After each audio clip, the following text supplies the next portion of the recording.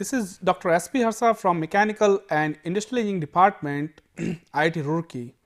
I am going to deliver my lecture 20 on the course of Strength of Materials, and this course is developed under the National Program of Technological Enhanced Learning (NPTEL). Prior to start this lecture, I just want to refresh like that what we have done or what we have discussed in the previous lecture. As you know that actually if you have a rotating shaft and under this particular shaft rotating, if any kind of twisting moment is applied or any torque is there at the extreme corner or there is a couple is there at the extreme corner, then what will happen? Then we found that wherever you see like this kind of torque is there, then this shaft is purely under the state of shear stress, and whenever you see we are just keeping our torque under the elastic deformation only, then we can simply set up the relationship between the shear stress which is there, and due to the shear stress, whatever the shearing strain is coming or whatever the distortion is there, the angular twisting is there, we can simply set up the relationship. So the shear stress is there, shear strain is there, then you see the modulus of shear modulus of rigidity is there, and then when we are talking about that the applied torque is there, and due to that the shear stresses are there and angular twist is there and the shear modulus of rigidity is there. We were just trying to set up the relationship, and we observed that there is a straight relationship is there in between all these technical terms as T by J. T is the applied torque and Z is the modulus of section modulus of inertia, or we can say whatever the polar moment of inertia is there for the area. So as you see for the inertia, if we are talking about this, so T by J is equal to tau dash by R or tau by R, whatever you see. If I am saying that the shear stress is there at tau for any radius R, so T by R or tau by capital R or tau dash by R is equals to G theta by L. So this relation we set up, but to set up those relation, you see, we assumed many things like that we have whatever the material of this simple circular shaft is there is a homogeneous material in which all the elastic properties are uniform in any of the direction is there. Then second, also our main assumption was there that whatever the this and torque or the load application is there through which these stresses are forming, the shear stress is forming, this is under only the elastic deformation. So we can simply define all those elastic constants like the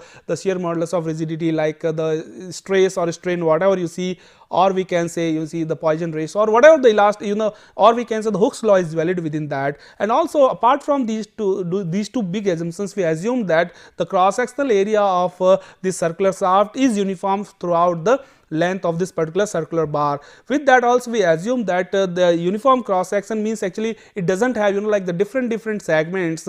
So if you want to compute the shear stresses for a small section, you can simply put the integration to capture the whole either the deformation or the torque or whatever like that. So these kind of assumptions which we made to analyze that this T by J is equals to tau dash by R is equals to G theta by L. So that's what you see we discussed, and also we found that actually if you are talking about the shear stresses or shear strain, the shear strain is always can be easily captured by knowing the total distortion, that actually how much total distortion is there, or once you know the total distortion, the vice versa is there, the shear strain can be easily computed. So that's what we discussed in the, and then also we calculated that if you know the applied torque, and if you see due to this what are the torque is there, or if you know that what is the power capacity of the shaft is there, that what is the power developing, because always the rotating shaft, the basic feature of the rotating shaft is power transmission. So once you know that how much power you are transmitting, and you see what is the speed of the shaft is there, then you can also calculate the applied torque. So is how much torque is there by P equals to 2 pi nt by 60 into 1000 as in kilowatt. So this kind of discussion which we made in the previous section. So again you see we are going to start in this our lecture 20 with the small portion of that actually what exactly the things are there, how we set up the relations, and then you see we will move that actually once we are setting up those relations, then how we can solve the numerically, that what the numerical real applications are there of this kind of formula under these particular assumptions. Okay, so here you see again the simple torsion equation which is the basic torsion torsional equation is, as we discussed, that Tj which is equals to tau by r which is equals to g theta by L, or we can say that whatever the shearing stresses are coming, the responsible form for like inducing these shear stresses are g theta r by L. That means the what is the shear, what properties are there through which the shear modulus of rigidity is coming, how much angular twist is there under the application of this tau or the torque, and what is the radius is there, because as you move like right from axis to the outer circumferences, the shear stresses are increasing, and also we know that actually the shear stresses are always maximum at the outer periphery of that. So, you see how this r is increasing and divided by what is the total length is there. This states, that is what you see like this equation states that shearing stresses varies directly as the distance r. That is what you see our matter of concern is from the axis of the shaft, and the following stresses like the stress distribution in the plane. Now, you see we are going to discuss about that how this distribution of the shear stresses are there in the plane of the cross section, and also you see the how the complementary shear stresses are like featuring against you see the applied shear stresses are. So, now you see we would like to like see in the different section in the next slide that how these shear stresses are forming. And then you see we will find that if you see this particular figure, then you will find that we have a cross section of a circular shaft, and if you cut the portion, then you will find that this is the origin through which the shear stresses are begin to form, and then as you move towards the extreme corner, and this is you see like the maximum tau is there. So, you will found that this is like my center of axis, and either you are going in this direction, this you see here, these small like the stresses are begin to form, onset of the shearing stresses are there, and as you move further towards the outer circumferences or outer periphery of this particular shaft, you will find that the maximum shearing stresses are there. So, this, as I told you, tau is proportional to r. This, so here as r is 0 here, this there is no shear stress, and r, when r is r, the capital, the maximum part you have tau is the maximum shear stress irrespective of this direction or irrespective of the downward direction. So, here this like the variation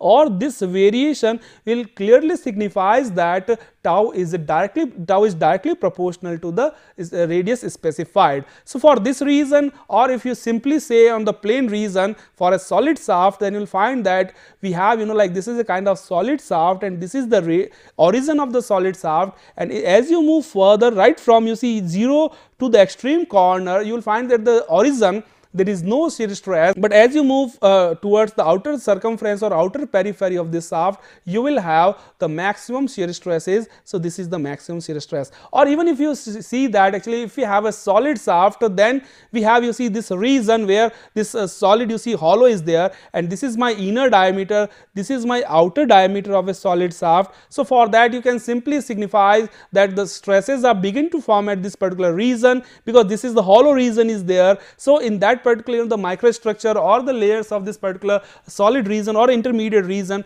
they are simply inducing under the action of shearing action. So, starting from this region, even at this particular point we have some shear stresses, and if you go beyond, then you can simply find that at the outer periphery of the shaft you have the maximum shear stresses. So, all in all, the main thing is that the shear stresses are begin to form from the origin of the shaft, and it is always maximum at the outer periphery of the shaft. So, whenever the torque application is there on any circular shaft, if you are simply cutting from the neutral axis, you will find that the shear stresses are not there on those neutral axis. But if when you start from like from the neutral axis or the central axis to outer periphery, you will find that the all those distortions are coming right from that portion, and it is that maximum distortion is there at the outer periphery because the shearing action is maximum at the outer periphery. So, you see like as we discussed in the previous section also that this tau dash by r is nothing but equals to g theta by L.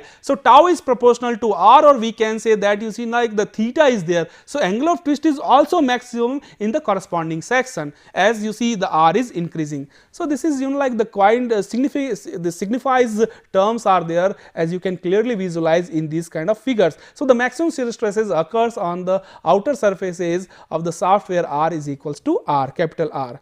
So now you see the value of, now we would like to see that what exactly the value of the maximum shearing stresses are forming when we are saying that irrespective whether it is a solid shaft or whether it is a hollow shaft. So by visualizing that previous figure, we found that we have a maximum shearing stresses at the outer periphery where the maximum radius is there.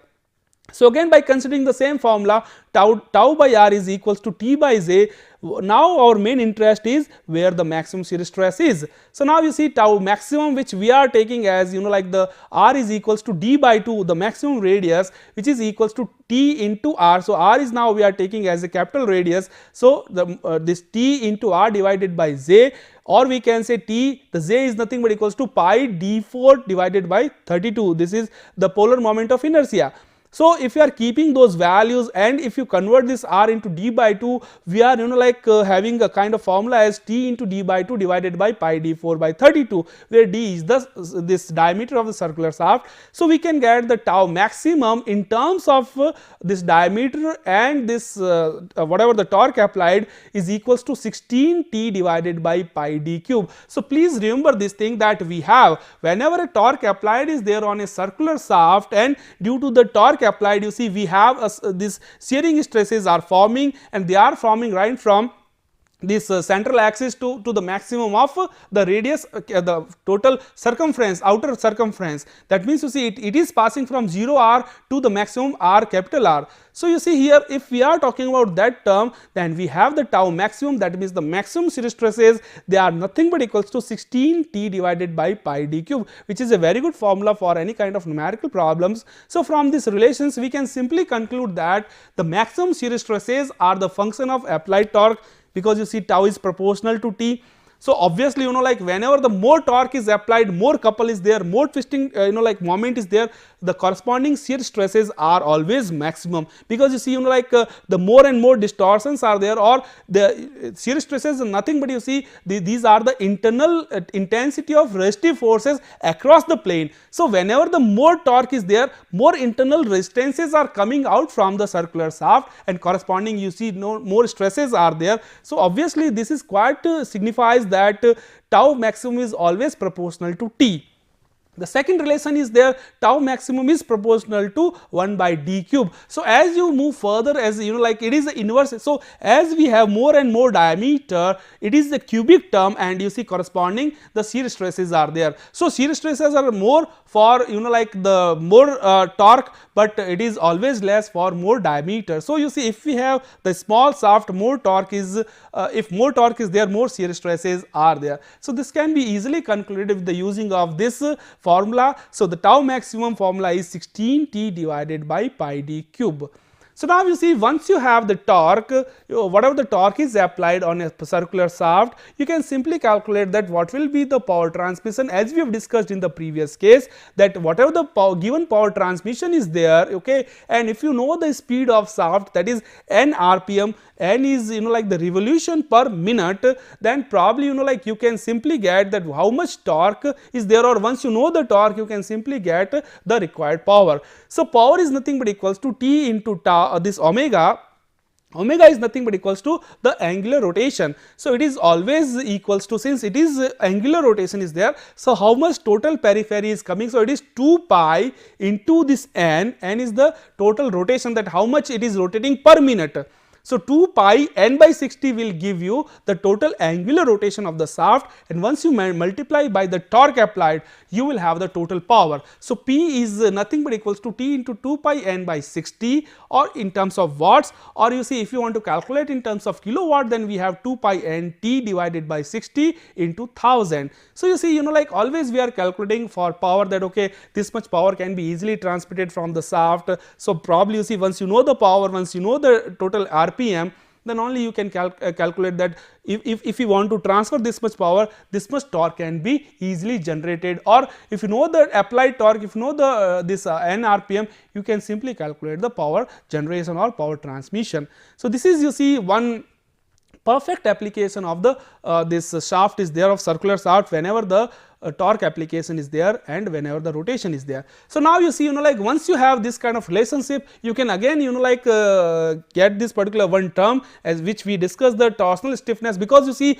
whenever we are talking about a kind of like these stresses, strains and all those kind of things, one must have to know that actually how much stiffness is there, that means how much deformation or the distortion can be taken place under the application of the applied torque. So once you know that okay, this is hard or this is more like stiff is there against the applied torque, then probably like one can easily define or design the applied torque so that like the less deformation or less distortion is there and corresponding less like this stresses can be formed. So again you see this term, the torsional stiffness, is nothing but equals to, it is the ratio of the torque per unit what the twisting is there. Okay, so K is nothing but equals to T, which is applied torque, divided by what is the angle of twist, or we can say that it is nothing but equals to Gj by L, or we can say K is equals to Gj by L. So K is not only the depending parameter on the torque as well as this twisting thought, the twisting this angle, but also it also depends on that what the material properties there, that means which material you are using. The material is more tougher, the material is more stiffer against the load, so corresponding value is G is coming, the shear modulus of rigidity, and then what is the area, means what is the section modulus of inertia is. So you see section modulus of inertia is absolutely depend on what the area is, pi d 4 by 32. So again you see, what if you are taking the small diameter, definitely the corresponding stiffness is there. So it depends on Gj and divided by the total length. So if more length is there, definitely like the less stiffer properties are there, because you see like it is distributed all along the circular shaft of the length. So obviously like we have the less this deformation is there in that particular shaft. So meaning is pretty simple. You see, if you want to calculate the power transmission or if you want to calculate the torsional stiffness of a circular shaft, that can be easily calculated if you know the applied torque, and if you know the RPM, then this power is there, and if you know the angle of twist, it is the torsional stiffness is there based on the applied torque is.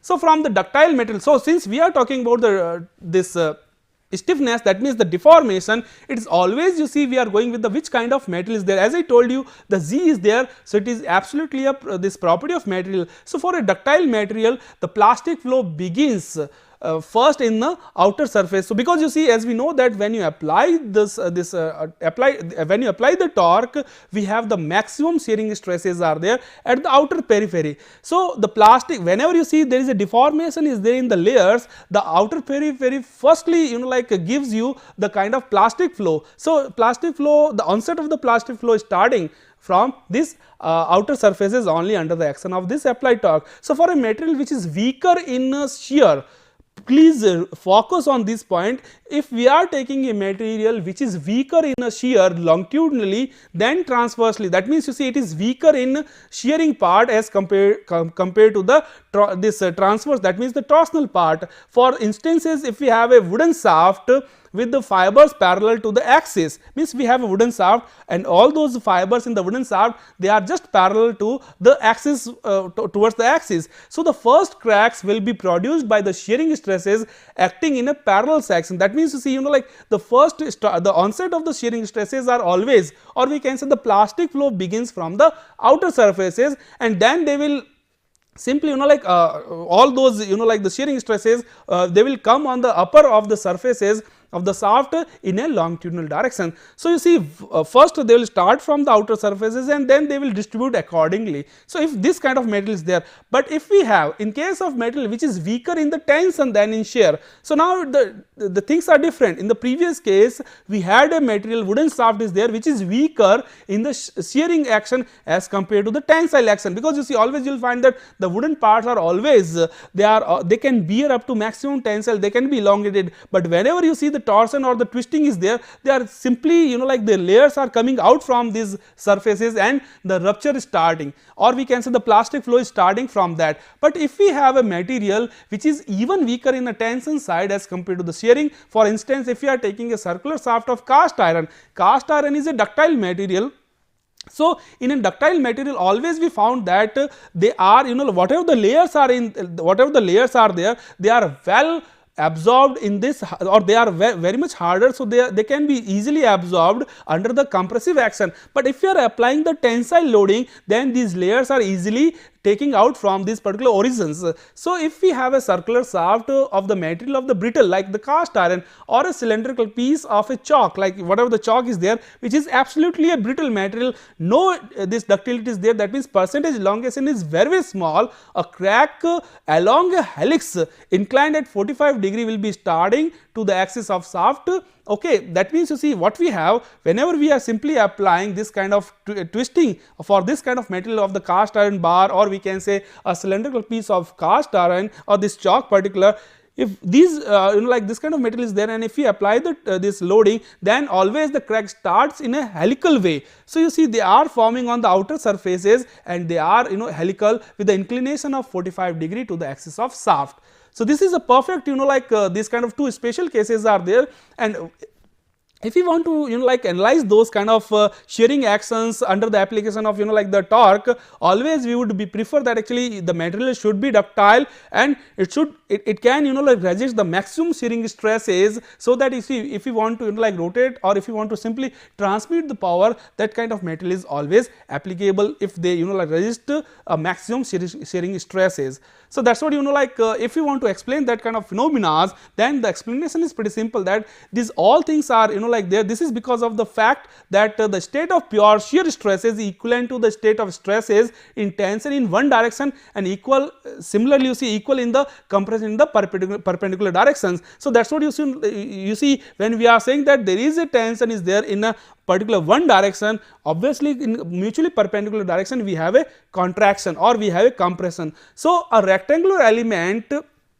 cut from an outer layer of a twisting shaft with the sides of 45° to the axis will be subjected to such a stresses, and the tensile stresses can be easily like produces with the helical this crack monitoring. So, if you are talking about that we have a chalk of this particular material, any material of the chalk, or we can say if we have a cast iron this circular shaft, and if we are applying the twisting moment, and which like always, since they are you see they have the less tendency towards the tension, but they have very good things as far as the shear stresses are coming. So, you see whatever the deformations are there, as we discussed that actually starting from 0 at the central axis, and they have the maximum like the shearing stresses at the outer periphery when you are simply cutting the angle at 45°. So, in this figure you see we can clearly shows that we have a circular shaft here, and like starting from this region, what we have pretty similar like the symmetric regions are there, but as you move further in this 45° angle, like we are having this 45°. So, as the helix angle is there, like you see this is the helical shape is there.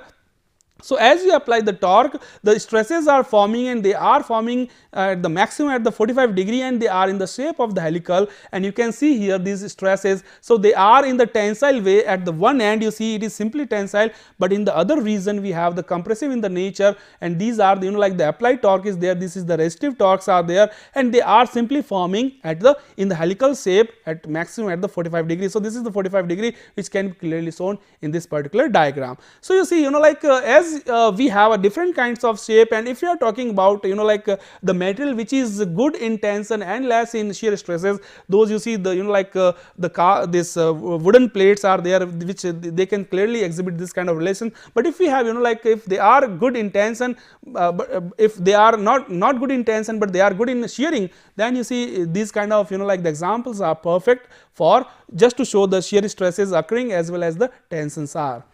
So, now you see in the previous section we discussed about that kind of phenomena, but now you see if we want to transmit the power, and if we have a hollow shaft, so what will be like the torsions are there within those hollow shaft, we would like to set up the relationship for that. So, from the torsion of solid shaft of a circular cross section, it is seen that only the material at the outer surfaces of a shaft can be stressed to the limited assigned as allowable working stresses. That means you see like as we discussed that if we have a circular shaft, and if we want to see that how the shear stress distributions are there, always we simply cut the section, and we found that in we showed in this particular transparency see also that as we are moving from like a zero center axis to outer periphery, starting from 0, and you see like this kind of layers are there, that means you see it is uniformly varying all across the outer surfaces. So as far as the solid shaft is concerned, what we have like the uniform material is there, it is homogeneous is there. So all those displacement under the action of twisting, you see this displacement is uniform. So the corresponding shear stresses are also starting from 0 to maximum is there at the outer periphery. So you see it is always to be defined that whatever the stresses are there, the stresses to be defined in the limited way as an allowable working stresses, and all the materials within the shaft will work at a lower stress and is not being used to a full capacity, because you see like we simply apply the torque within the elastic deformation, so we cannot go beyond certain limit. So that's what you see now what we are doing here simply we are assuming that since it is a solid shaft and it is twisting, and though you see it has a uniform distortion all along the material, but we cannot go beyond a certain limit, so that actually the permanent set or whatever the cracks can be started to form, and then when the cracks are there or when there is a permanent distortion is there, the stress concentrations are there, and whatever the theory which we have applied, it is invalid. So that's what you see here also what we are doing here. All the materials within the shaft, it has to work with the lower stress limit, so that once you remove the load, it comes to its original way and there is no stress formations are there within the element whenever the unloading is there, and it is not being used for the full capacity. So now you see thus in these cases where the weight reduction is an important, because weight is also a key feature in that, it is advantageous to use a hollow shaft. So hollow shaft has its own unique feature, and in discussing the torsion of the hollow shaft, the same assumptions will be made as in case of the solid shaft. So you see here also as far as the hollow shaft is concerned, we are again putting the same assumptions, and just I want to repeat those assumptions, so that actually it is just refreshing you that like for solid shaft we simply assume the biggest assumption that actually our material is homogeneous and also isotropic, so that whatever the elastic properties are of the material, it is uniform, and it is uniform in all the direction, it is showing, it is exhibiting all these unique properties in all three directions. So one is that, and other assumptions was that actually it is simply following the Hooke's law, that means whatever the distortion or the deformation is there under the action of shearing stresses, it is elastic region. So once you remove this torque, or once you see remove the load applied, the body comes to its original shape without any kind of permanent set of deformation. So this was the second, and third was you see whatever we are taking the cross section of the circular shaft, it has to be uniform. So in this also for this hollow shaft is concerned, we have to be very careful that actually whatever we are taking the two different diameters, the both diameters are to be supposed to be having a uniform cross section. There is no distortion is there that okay at the initial shape we have bigger diameter, or whatever the difference is there in the diameter at one particular point of time it is more, at one other point of time it is less. So this is not supposed to be there, otherwise you see whatever the theory which we are going to develop, it is invalid. And then you see like the another assumption was there that whatever the material is to be there, there is no cracks or the spalls or nothing has to be there, that means there is no stress concentrations are there on the material. The material is well like surface finishing is there. So whenever we just want to apply the torque, you see whenever because if any kind of distortion is there initially or any cracks are there, and if you apply like the torque, then it is simply showing the weaker section of the material. So it has to be uniformly polished, or we can say the surface finishing or whatever you see, the honing, lopping, all those processes are to be applied just to have a perfect surface, so that if you apply the load, these materials show a uniform distortion, or we can say that whatever the displacements are there of these microstructures, the material from one point to another point, it is simply exhibiting a similar kind of nature under the application of the load. So these all assumptions are very much valid for the hollow shaft also. So the general torsion equations, as we apply this in case of torsion also, solid shaft will be holding a good amount of the similar kind of nature, like you see like this torque is nothing but equals to 16, as we discussed that 16 like T divided by pi d cube. So this was there the tau maximum for this solid shaft, or we can say like the T by this T by J, which is equals to tau dash by R, which is equals to G theta by L. This is also like valid for the hollow shaft also as well for the solid shaft. So now you see we would like to again discuss all these kind of issues for hollow shaft as we discussed for the solid shaft. So here we have T by J as we discussed, which is equals to tau by R, which is equals to G theta by L. So for solid shaft, what we had the J which was nothing but the polar moment of inertia, which was nothing but equals to pi d4 by 32, because the d was the solid shaft diameter. But here you see what we have the hollow shaft. In the hollow shaft we have two different diameters. So you see here the difference comes first here at the section modulus of this inertia. So here it is J is nothing but equals to pi d outer periphery diameter. So outer d outer to the power 4 minus d inner to the power 4 divided by 32. So d0 is nothing but the outside diameter, di is nothing but di, or we can say d1, whatever you see, is nothing but equals to inside diameter, and di, you see, if we are saying that actually if we are simply sectioning these hollow shaft exactly at the middle of portion, that means if I have a relationship in between di and do as 1 by 2, that means di is equals to d0 by 2, and if I am keeping that in value of J, then what I am having, I am simply having the maximum shear stresses at, because you see as we set up the relationship in between the shear stress and the radius, that tau maximum is there always when it is proportional to R. So we shown that actually starting from 0 origin, if I am going up to the maximum radius, that means you see outer periphery, the shear stresses are maximum. So by taking that condition, what I am having, I will be having the maximum shear stresses if I am considering di is equals to d0 by 2. So by keeping this relation here, what I am having maximum shear stresses as far as the solid is concerned. We already derived that it is nothing but equals to 16T divided by pi do cube. So this is for solid shaft. Now you see what I am having here. I am having here for this hollow shaft, this tau maximum for hollow is nothing but equals to T times d0 by, you see here simply from this tau is G into theta into R by L. So by keeping those things, or by taking J, what we have T into this d0, this whatever the R is coming, so T into R, so T into d0 by 2 divided by this J is coming from this portion, so pi by 32 d0 to the power 4 minus di to the power 4. So by now analyzing those things, what I am having 16T divided by 16T into this this 32 will be cancelled out from this 2. So we have this 32 will be coming on the top of side. So 16T into d0 divided by pi. If I am taking d0 out, so d0 to the power 4, what I am having 1 minus, so this will be 1 minus di by d0 to the power 4. So now you see what I am having, simply if I am keeping this value here, I will be having the 16T divided by pi d0 cube into 1 minus 1 by 2 to the power 4, or what I am having, just if I am calculating those terms, I will be having 1.066 into 16T divided by pi d0 cube. So if you see, you can simply visualize that if we have a solid shaft, and if you want to calculate the maximum shear stress, the maximum shear stress is nothing but equals to 16T divided by pi d0 cube. And if you are calculating the maximum shearing stresses for hollow shaft, then we have 1.066 into 16T divided by pi d0 cube. So now you see, if you are comparing these two equations, what we have, so we found that the maximum shear stresses which are forming in the hollow shaft is 6.6% larger than as compared to the solid shaft.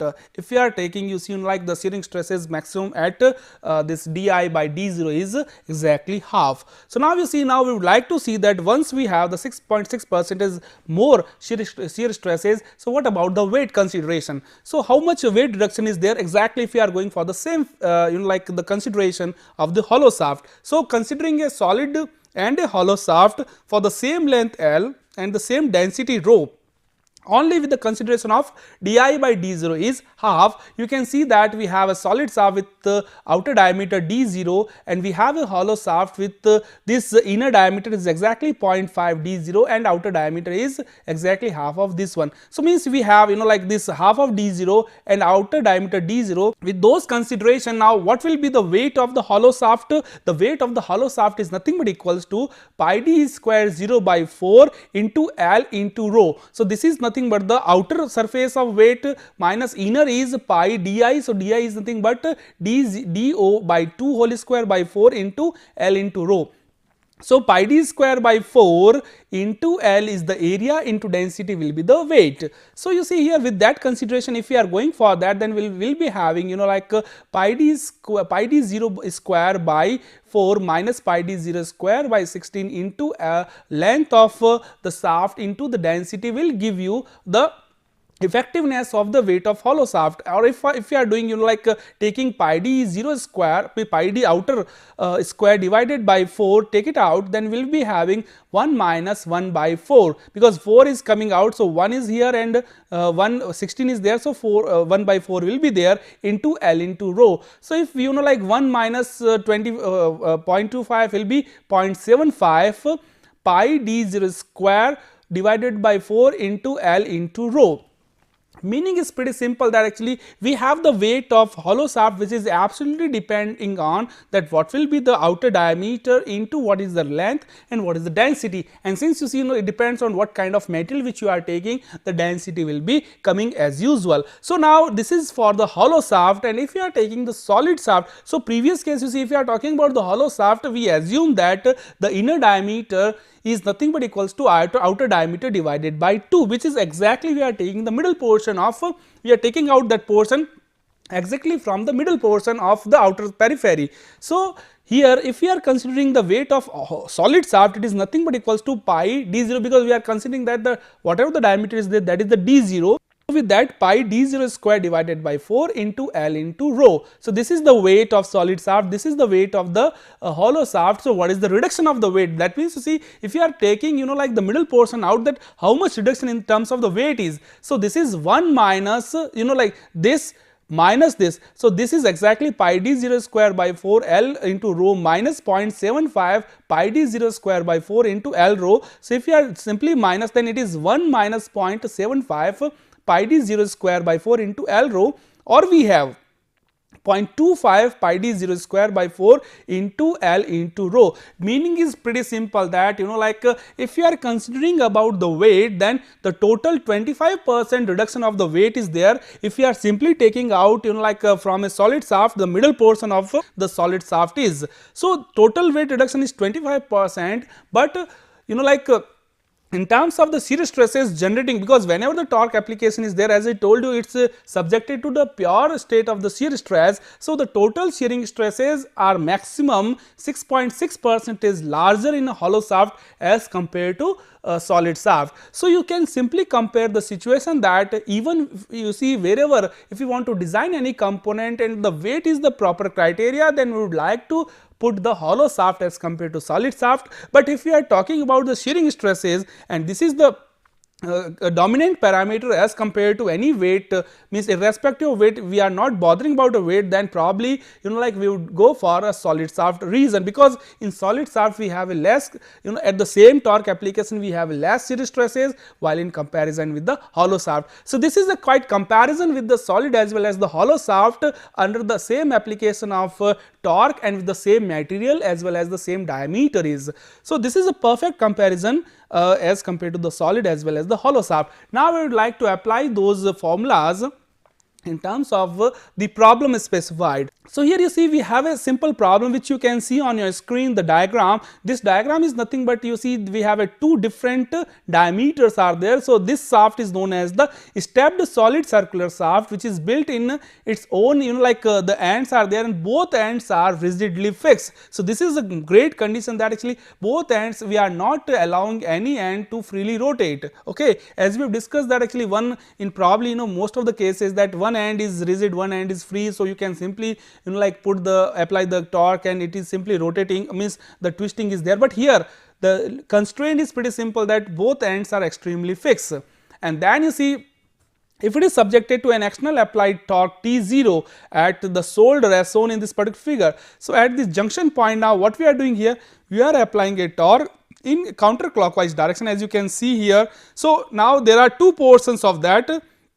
This small portion which has a diameter D1 is total length of A is there, and the bigger portion which has a diameter D2 has the total length as B. So, you see now when we are applying a torque at middle portion, we would like to determine that what is the total angle of rotation is there, the theta 0 of the shoulder section where T0 is applied. That means you see wherever this particular shoulder section is there, the junction point is there where we are applying a torque, we would like to see that what the theta 0, that means what will be the angle of rotation is.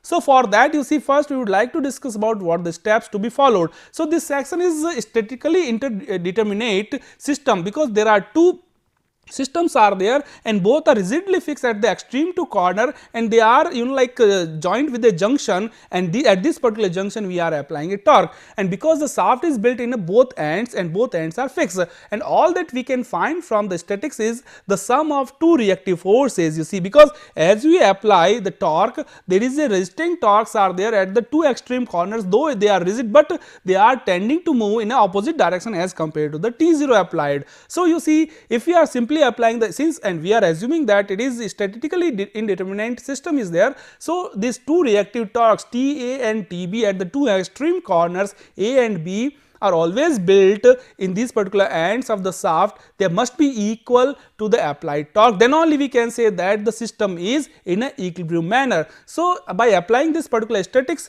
what we can say that the TA plus TB, because both are applying in the same manner but exactly opposite to the T0. So, TA plus TB is equals to T0, or we can say that TA plus TB means the total torque at the two reactive ends is equal minus T0, the applied torque will be 0, or we can say that it is under the application of these torques, action and the reactions, the system is in well equilibrium manner. So, after you see when TA and TB are reactive torques and they are coming due to the applied torque at these two extreme corners TB at these two extreme corners A and B, and T0 which we are applying at the this contact point of these two shafts. So, after consideration of these the torque, what we are we are thinking that this T0 which is applied torque from the consideration of the consistent deformation, we can simply see that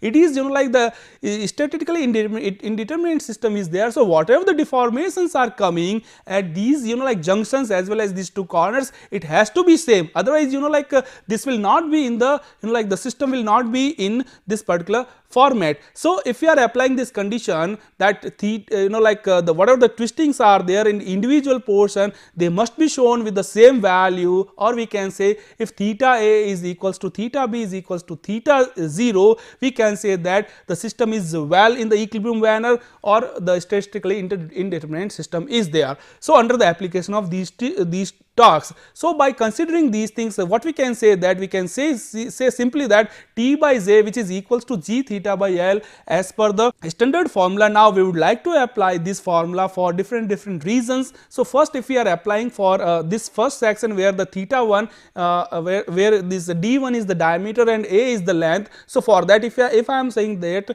the angle of twist for this particular portion is theta A. So, theta A is equals to TA into A divided by JAZ, where TA is the applied reactive torque in the A section as we have already assumed, into A is the total length divided by, because this L will be gone in that. So, TL by GJ will be there as a theta. So, TA into A, the L is the total length of A divided by JA, that is nothing but equals to pi D1 to the power 4 divided by 32 into G is there. So, G is a common because we are taking the same material for both of the portion of the shaft. So, G will be equal, and then you see similarly we can simply consider the angle of twist for the second reason, that is the B reason, for which the total length is B, and the whatever the this polar moment of inertia will be there as a pi d2 cube divided by 32. So, by keeping those things in consideration, we have a theta b is equals to Tb into b, which is the total length, divided by Jb into z. Now, you see we have already assumed that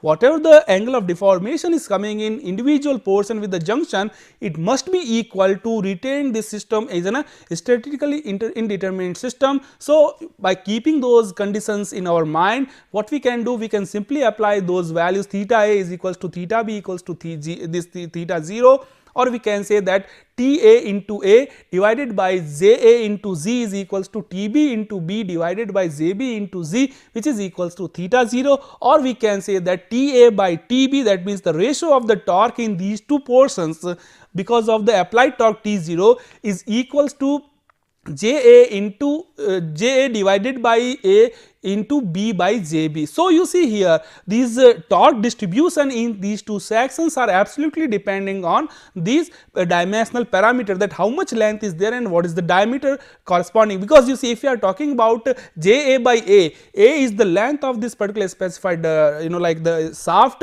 and Ja is absolutely depending on the this polar moment of inertia. So, what is the area is concerned? So, pi d1 to the power 4 divided by 32. So, you see here whatever the torque distribution is there, it has to be there on the basis of Ja by a into b by Ja. So, this will give you the torque distribution, or we can say the ratio of the torque in these two portion of a shaft.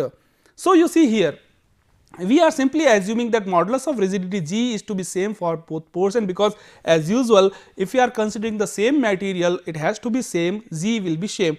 So, you see we need to define the ratio of Ta by Tb. Once you know those things, you see we can simply solve those equations 1 and 2, and then probably we can get the theta 0. So, theta 0 is pretty easy to get, like the value once we have all those parameters. So, what we need to do here, we these are the steps which you have to be taken care, like that what the parameters are to be given and what we need to consider. So, after applying those conditions which we have simply discussed here, the Ta by Tb is nothing but equals to Ga by Ja by a into b by Jb. After putting those conditions, we have those values, and then if you are keeping in the first equation, you will be having theta 0, because theta 0 is nothing but equals to, it is theta a equals to theta b, or you can keep those values there in these respective formulas. So, this is you see these formulas. So, again we are keeping those values in our terms. So, Ta was nothing but equals to T0 divided by 1 plus Jb into a divided by Ja plus Ja into b, or we can say this Tb is nothing but equals to T0 divided by 1 plus Ja into b divided by Jb into a. So, under these considerations, we have these relations. So, by keeping those relations, what we have the angle of rotation theta 0 at that particular junction where T0 is applied. So, this is nothing but equals to theta 0 is nothing but equals to T0 into a into b. So, a and b are nothing but this simultaneous portions of the length in these two corresponding sections divided by Ja into b plus Jb into a. So, this is you see the total what we can say this here this moment of inertia is there, plus whatever the sectional modulus of inertia into the corresponding length. So, this will give you the total effective areas under this load application, and you see if you multiply with the G, then you have the total angular rotation. So, the angular rotation theta 0 at the junction will be computed by both of the effective area sections. So, what we have, theta 0 is nothing but equals to T0 into a into b divided by Ja into b plus Jb into a into shear modulus of rigidity, because we are assuming that Z is a constant for that material. By keeping those values, we can simply calculate theta 0, or one can be easily calculate Ta and Tb by keeping those values here. So, you see these values can be easily computed by putting those value here Ja, J, Ja, Jb, or this because D1, D2. So, you can calculate Ja, Jb, A and B. So, you can put those values here and you can get this, because T0 is the applied torque. So, you can get those values here easily, Ta and Tb, and also the same time you can calculate theta b by keeping those values here. So, this was you see this one problem was there. Only the key feature of the problem is we have a statically indeterminate system. That means the system is rigidly fixed up at these two extreme corner, and we are applying a load at a middle section, and we would like to see that actually how these angular twisting is there, because you see there is, we are not allowing any shaft to freely rotate at its outer surface. So you see we are putting the constraints here at the extreme boundaries, that whatever the angular rotations are there, it has to be confined under the action of these T0. So that is what you see, like with this, with that condition, theta 0 is equals to theta is equals to theta b, and then you see corresponding values of j, jb or ab or whatever you see, you can calculate the this theta 0 at the junction point, that how much angular rotation is there if you apply the T0. So now you see in this particular portion, now we would like to see that if we have a non-uniform torsion, then what will happen.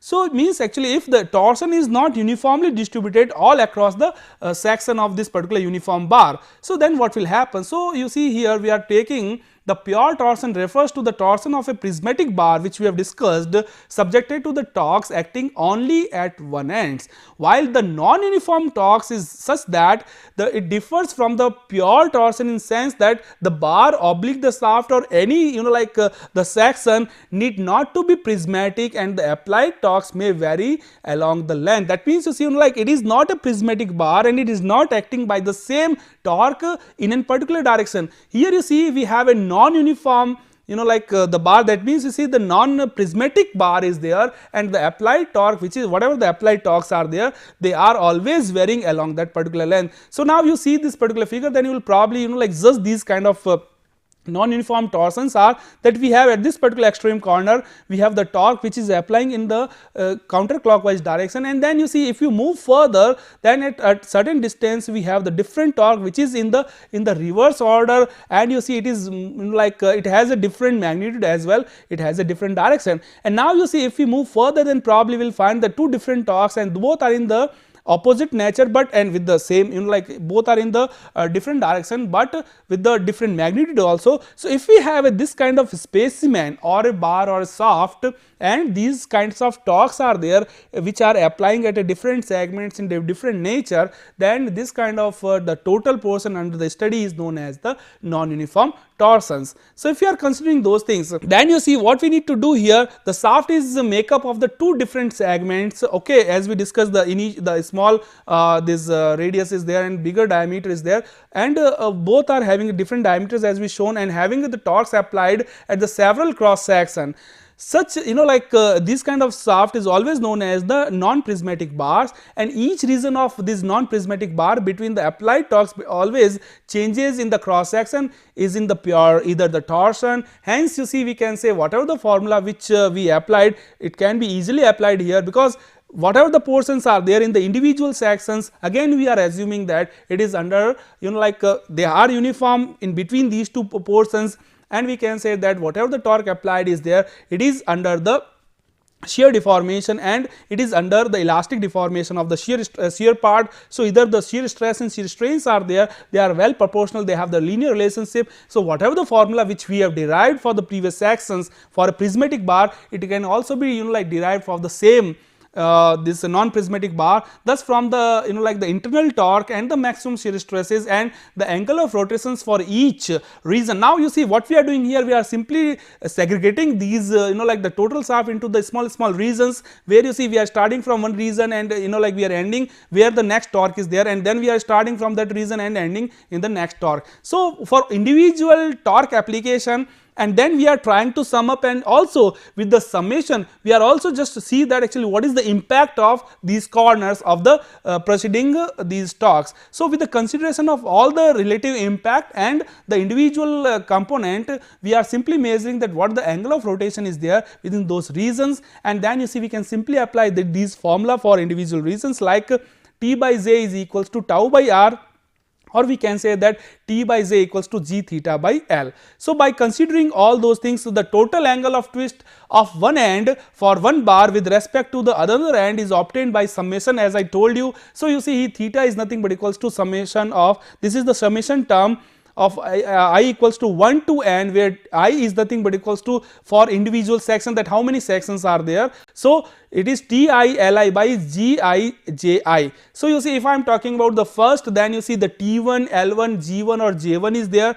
So how much T1 is applied, that is the very well known, because it is applied torque is there, so value is very well known. L1 is the what is the effective length is there under the applied torque, divided by the Z, which is the material property. Generally, if you are taking Z as a constant, then G will be constant for all those segments. And if you are even changing, if we have a composite kind of prismatic bar, this non-prismatic bar, then even for that actually we can apply this kind of formula. And J1 is, you know, like what will be the area of the modulus of this section is there. So corresponding, you see, all we can simply compute those things, where I is the index for number of parts, always that how many, you know, like whether we are considering 2 parts or 3 parts or 4 parts. So we will go for I equals to 1, 2, 3, 2, 3, 4 like that, and then N is the total number of parts. So if either the torque or the cross section area changing continuously along the axis of bar, then summation, you see now here we are, you know, like this summation which we are using is to be replaced by the integral sign, because you see, if it is a uniformly varying bar, then what we are doing here, instead of taking the different segments, it is a linearly varying section. So instead of taking summation bar, we can simply use the integration right from 0 to the extreme end. So you see, we will be having, you know, like to consider the different elements in that part, and since you see, as we have done in previous cases, take a small segment of that and then sum up that section. So you see here, if we have this kind of region where the uniform cross sectional areas are there, it is the, you know, like the small diameter and it is a bigger diameter, and you see this area is linearly varying from this end to that end, and it has a length of L. What we need to do here, you know, like here this torque is there, you see on the outer periphery we have the kind of torque applied. So you need to take the small section, just cut the portion, take this small section, because it is in the x direction, so the thickness of the section is dx, and it has distance from the x from this particular left hand corner, which we have discussed in many cases. So now you see, what we need to do here, we need to simply, you know, like check the deformation for this region. Once you have the deformation theta for this region, because for this region you have this, you know, like whatever the torque applied T, you have, you see what is the total length, whatever the length is there, dx, divided by what you have J1, and you see you have the relative component. So once you have those J, G, L or whatever like that, you can simply compute the deformation for this region, then put the integration side, because this is for dx region. Once you integrate for entire length from, you see, if I am saying that from 0 to L, so by keeping 0 to L integration sign, you have the total deformation or the total this stresses along this particular uniformly varying cross sectional area. So now you see what you have the deformation for a small section, as I told you, d theta for that small dx section. What you have the Tx, which is the torque applied for this particular region, into dx divided by g into Lx. So this is a specified region. So for that you can simply compute the angular of rotation for, or you can angle of twist for that. And now you see, substituting this expression for Tx and, you know, like the Jx for this at a particular distance x from the end of the bar, then what you need to do, you need to simply integrate between 0 to L, as I told you, because it is varying from 0 where you see the bigger action is there, the bigger portion is there, and it is going up to the L where the smaller portion is there, linearly varying areas are there. So what you need to do, you need to consider the total angle of twist for that, which is theta is equals to 0 to L d theta, and you see, simply if I am keeping d theta here, what I am having at the end, I am having 0 to L Tx into dx by z into Lx. That means pretty simple. The total angle of twist is simply sum up of the individual segment deformation. So you see, if I am saying that this is responsive for this much, you know, like the total twisting, so it has to be uniformly distributed. So as I told you, see, if I am talking about the uniformly distributed, you know, like the cross sectional bar, or even you see if we have the non-prismatic bar, simply we are applying the same theory as we applied for a prismatic uniformly cross sectional bar. So with that consideration, you see, we can simply compute that what is the total angle of twist is there for this kind of uniformly tapered sectional bar is. So you see here, in this particular section we discussed many things about that what will be happen, like what will be like happening when you apply a torque and we have a prismatic bar is there, then how we can relate, and if we have a solid shaft and if we have a hollow shaft, then what exactly the relations are there in terms of the shearing part. And we found that the shear stresses are always 6.6% larger than a solid shaft if we are comparing on the same diametrical basis with the same material. And also you see in this chapter we discussed that if there are like the weights are there, two different weights are there, then two different like the solid and hollow shafts are there, and if you are simply reducing the hollows exactly at the middle portion, then the total weight reduction is of 25% from solid shaft. So you see that if somebody wants to design like the shaft as on the basis of this weight, then probably one is gonna go for like this hollow shaft, and if somebody wants to design on the basis of their stress criteria, then solid shaft will be considerable on the basis of hollow shaft. And then also you see if we have a stepped bar, then how we can go for like considering with the theta 0 or theta a or theta b in the numerical problem we discussed. And in the last portion you see if we have a non prismatic bar, then how we can put the different segment and how we can calculate theta for small segment, and then how we can sum up this part we discussed. And then if we have not the non prismatic, but if we have a prismatic bar but in that linearly cross sectioning like the bar, then how we can go with the using of not summation, integration, this theta angle of twist in the last like slide which we discussed. So you see here in this portion we discussed many things about the circular shaft irrespective of their cross sectional area, or you see we can say irrespective of their material properties also. So you see here this was like up to the solid shaft. Now we are going to discuss in our next lecture that what will happen if we apply the similar kind of torque to a spring, because you see once the torque is there on the spring, then how like its material property or the number of coils or even you see the stiffness will vary and how they are impacting on the deformation side or angle of twist. Thank you.